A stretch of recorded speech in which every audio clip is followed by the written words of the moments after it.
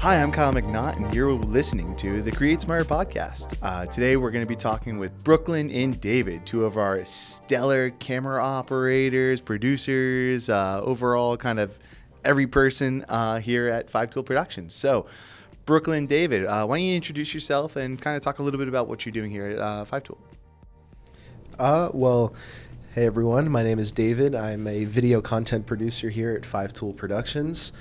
Like Kyle said, I've worked on camera op, getting more equipped to work the vMix machine, and just trying to learn and move along in this process. I'm Brooklyn. I am also a video content producer. Soon I'll be learning about the vMix machine, hopefully.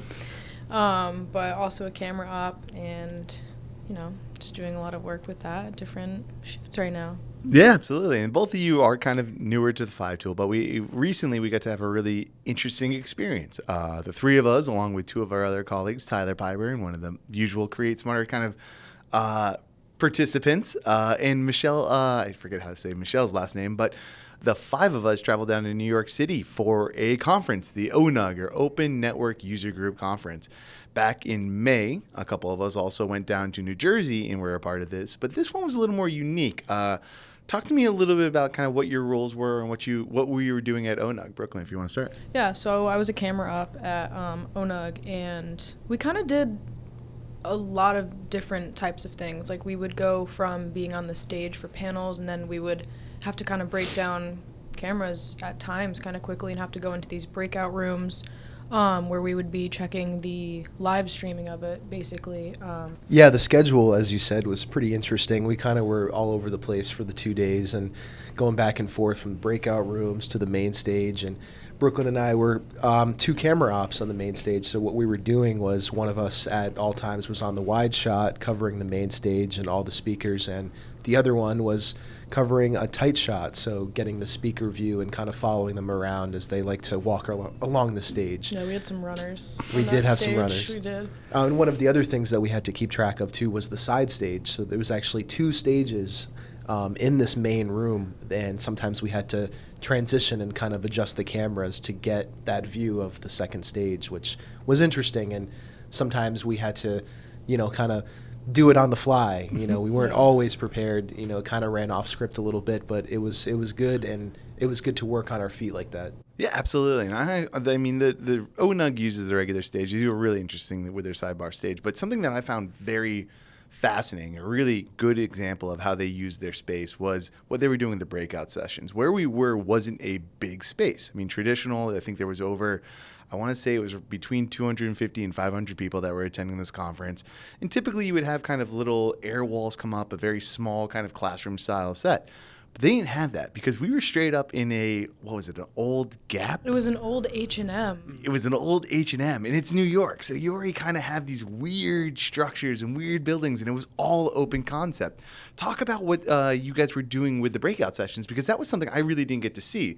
So what were you guys doing? Because there wasn't air walls. There was something a little more unique. Yeah, so one of the cooler things about this event and the technology used was the headsets that were being used during all of these breakout rooms. So there would be speakers where we had AV teams that were setting up mics for these speakers to hold, and handheld mics so that they could speak to the audience. And people would come to these breakout rooms, sign in, put the headphones on, get the station, or I forget how they were connecting. They would match up to a station because it's the same headphones that you would essentially use for a silent disco, basically. So that's literally what they were. So you just have to tune into the same, I'm pretty sure it was the same channel that the speaker was on, so they could hear what was going on, and it was different for every single breakout room for what channel they were on, which was actually pretty cool. Exactly. Very unique concept, but it was interesting to watch. Really, you couldn't hear, if you didn't have the headphones on, what was being said because it was so loud and people were still walking around. There was still stations and different kinds of sets of people around the room. So if you didn't have a headphone on, you couldn't hear what your speaker was saying.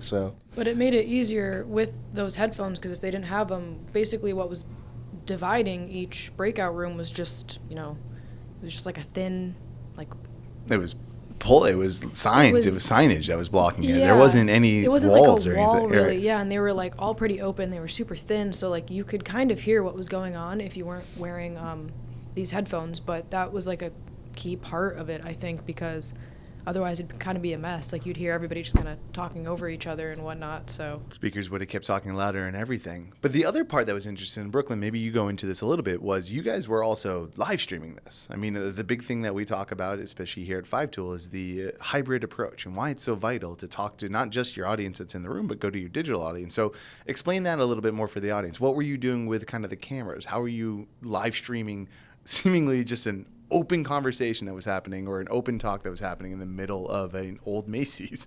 Oh, yeah, we had our cameras set up, like with our computers, we'd be able to see like the live stream going on, and it was hooked up to the Blackmagic. So essentially what we were doing was taking an SDI out of our cameras, right? We use, I mean, for the nerds who care, it's the Z150s are the kind of cameras we brought. Really good lens, kind of good focus, a really good kind of just good conference camera. And what you guys were doing was going straight from that. So you set up your thing, including kind of having the stage presentation in there, but not just having it where a slide shows up and so you hear a voice. You were showing the people in the room. You were showing the actual presenter speaking. And then you're going directly into this cool box, a Blackmagic web presenter, which would then act as the camera. So it wasn't a webcam that was just sitting on top of a desk as someone talks to another breakout session. You actually had a professional camera that was filming everything. I mean, what was the audience reaction? What were you seeing online? I mean, I'm not even sure how much engagement you had online. I'm not trying to speak for you, but I don't think we could see anybody's reactions to things. I had one, there was, I'm unsure, I forget her name, but she would come, there was one point there was a problem with the audio, and it was like super, super quiet, so she came over because she was kind of looking at all the comments, but we weren't necessarily, or at least I wasn't, just through the video and stuff, and she would just kind of relay that information to us. But overall, it was cool to be able to kind of just see how it would look online and stuff. And, people asked that if we could put up the slides that were, being shown like in person and stuff. But luckily, like with the cameras and how good of quality they were, you could just see exactly what was on the screen that people were referring to and so on. Yeah, I thought it worked really well with the whole live streaming. And then, when it would end, we would just kind of pause the live stream for a hot second, say we'll be right back, and then yeah. Exactly. Yeah, it was a cool concept for sure, and I think it was interesting how the microphones that the speakers were holding were being fed to the headphones that the audience had on, but also through the Blackmagic web presenters and getting sent to our audience on the live stream. So that was kind of cool.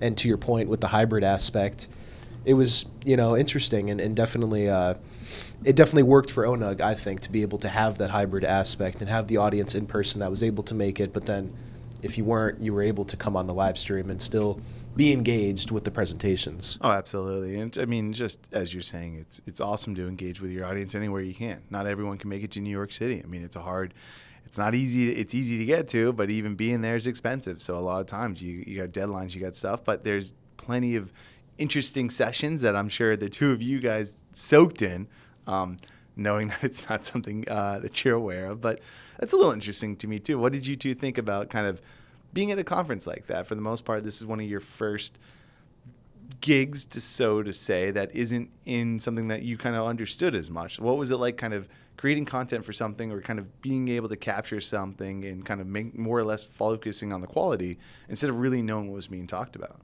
Well, I mean, learned a lot about cloud conferencing, that's for sure. But no, I think it was really cool to just be there and kind of watch everybody interact about something that, I don't specifically know. It's not my field, but for those people and those employees at that company, it is their field, and that's all they know. It's most of what they know, and it was very interesting to kind of see that dynamic. But I think it kind of allows you to focus more on your job and your role in covering the conference, and just making sure that shots look good, audio sounds good, working with the AV team that was there to make sure everything's going, right. And I think that was more of the focus at that point rather than kind of, trying to learn about the cloud conferencing and all that stuff that was being taught at the conference.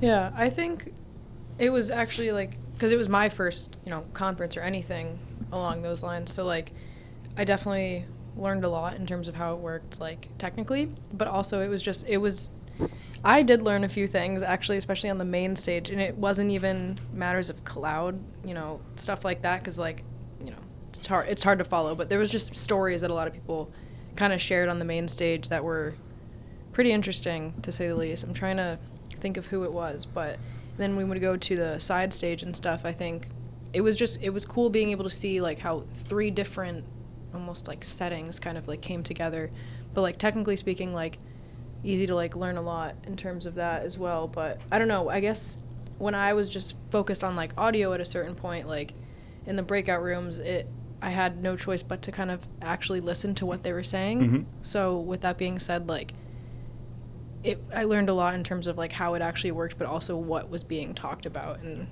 it's not necessarily like something of like I'm not interested in what they're interested in, but I kind of became a little bit just based off of having to hear what they had to say.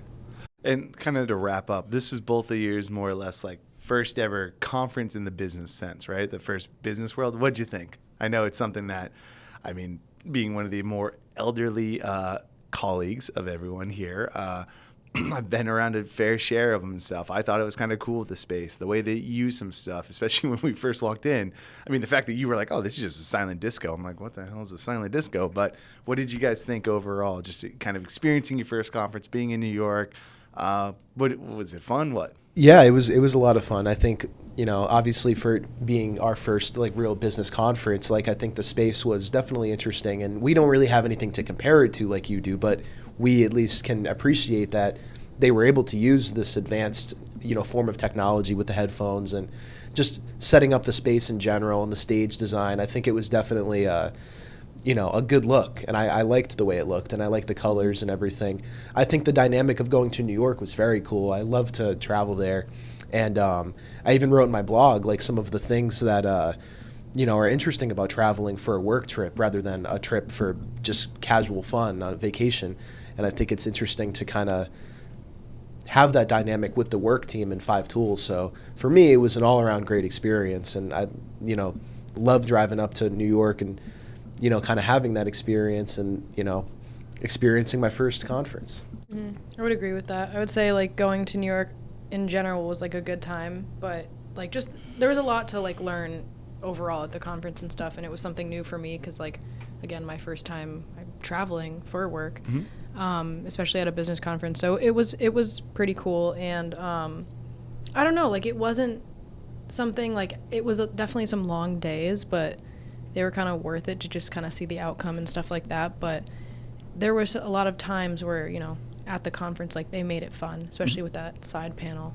It was just interesting to see how it all kind of, like, came together and, just the whole process, especially with such a considerably large space. Like, I don't know, it was a good time. But again, like David said, I don't have as much to compare it to as you do. But for next time.